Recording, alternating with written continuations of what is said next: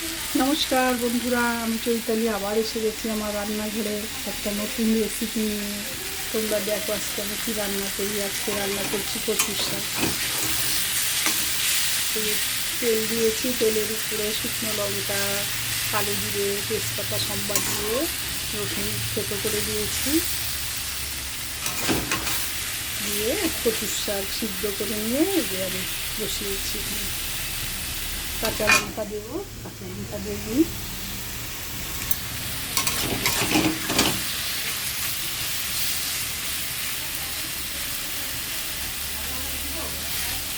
এই কচুর শাক অনেক রকমভাবেই খাওয়া যায়।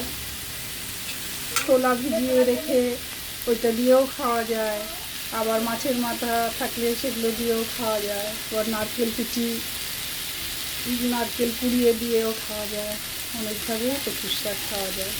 কচুর শাক খেতে বেশ ভালোই লাগে। তোমাদের কেমন লাগে আমাকে জানাবে কমেন্ট করে।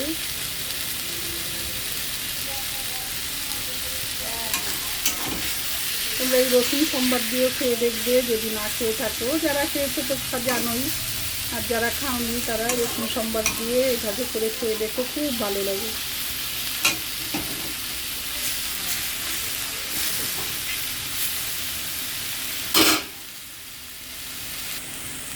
এবার আমি কাঁচা লঙ্কা দিয়ে দিলাম, চিড়ে রেখেছি, দিয়ে তেঁতোটাই দিয়ে দিলাম।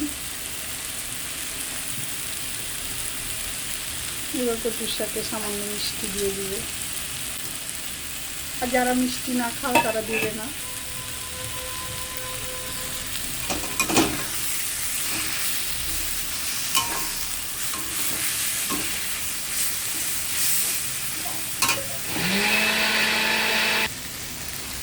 এবার এই যে কচুর শাকটায় আমি লেবু চিপে দিয়ে দিই।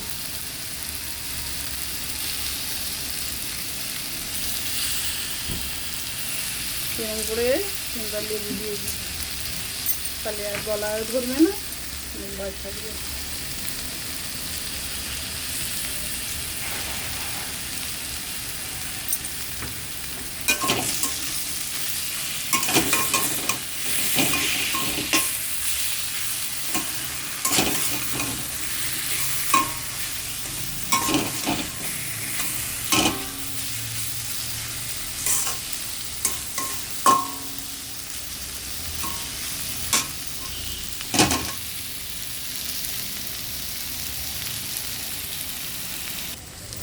আমার কচুর শাকটা হয়ে গেছে, এখন আমি নামিয়ে নেব। তোমাদের যদি আমার রান্নাটা ভালো লেগে থাকে তাহলে লাইক, শেয়ার, সাবস্ক্রাইব করে দিও।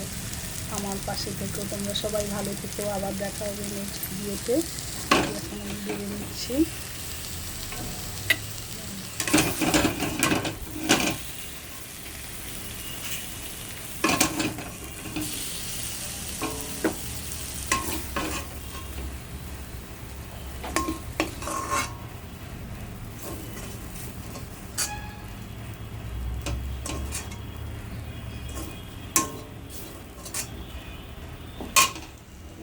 কচুর শাকটা কমপ্লিট।